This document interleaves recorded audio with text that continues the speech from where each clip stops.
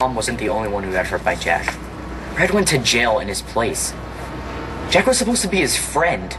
Then he had to sign some confession because Jack's dad paid off his family. I know, that's awful. There's no justice.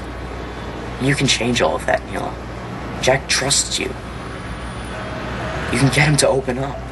But, Shane, even if he did, what would that prove? It would be his word against mine. Not if you get it on tape. I have a tape recorder. You could put it in your purse. No, Shane, I can't do that. I know you're a good person, Neela. Someone that wants to do the right thing. So, please, help me fight for what's right. I don't know what you heard about Kim Andrews. Save it, Rama. I know the whole story.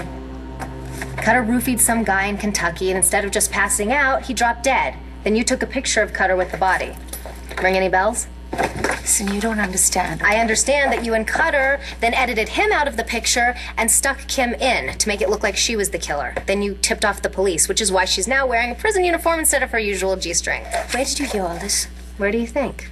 If you're going to believe someone like Kim Andrews, Why then you wouldn't I believe her? You've never exactly kept your feelings secret. You've never forgiven her for stealing all of your money. So if you couldn't send her to jail for that, here is your chance to send her to jail for something else, right? I'll take that as a yes. Tell me, why is Kim Andrews so important to you? She's not. But Rex is. I don't know what Stacy was planning to do to get Gigi out of the way. She never said, but I made up my mind. I wasn't going to let anything terrible happen. Because you stopped her from doing whatever it was she was going to do. No. Well, not exactly. By the time I figured out what Stacy was up to, she was already on her way to Lambview. Yeah, when was this? The day you and Gigi were supposed to get married. Yeah, except that never happened. Because Gigi... Yeah. Was trapped in that basement. But what you don't know is Stacy was there too. I think you probably just had a little deja vu, like I did before. You know, where you think you've done something before or been somewhere, but you really haven't. Yeah, maybe. So, now that that's all cleared up, we got to get us a room at the Bon Suites and figure out how we're going to pay for it. Told you can find jobs. Right, with no references, no connections. Stop worrying. I have a good feeling about this place. Did I hear you saying you're looking for jobs? Yes, why? Just so happens we're hiring. Nigel, you should know better. I would never consider Vicky anybody's consolation prize. Nor would I. But for her to say that I turned to her because I couldn't have Kimberly, that's just plain wrong. And I told her that, but she kept saying this, asking the same question over and over again. Would you have kissed me if you had never received that letter? I assume you told her that, of course, you would have kissed her regardless. Didn't you?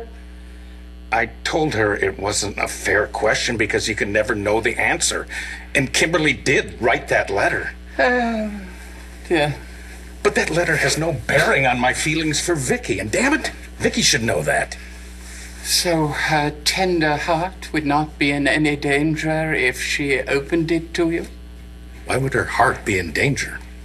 Just if by chance you were harboring any lingering feelings for Miss Andrews? Nigel, what are you accusing me of? Sir, I've had the privilege of serving your family for many years, and during that time I've done my best to be supportive and to keep my opinions to myself.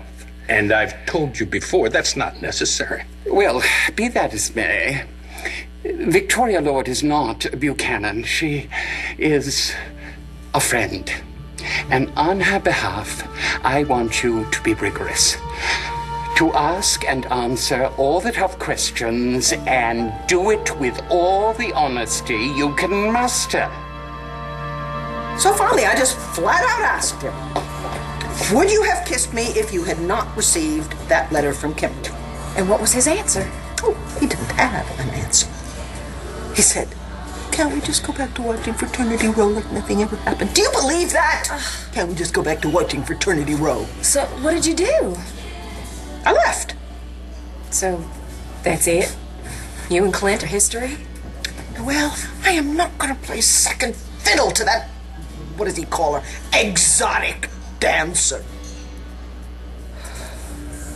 Unless you have an option I haven't thought of yet. Maybe this one. Give Clint a reason to make Kim the one who comes in second. Emergency! Emergency! Get some water. No water!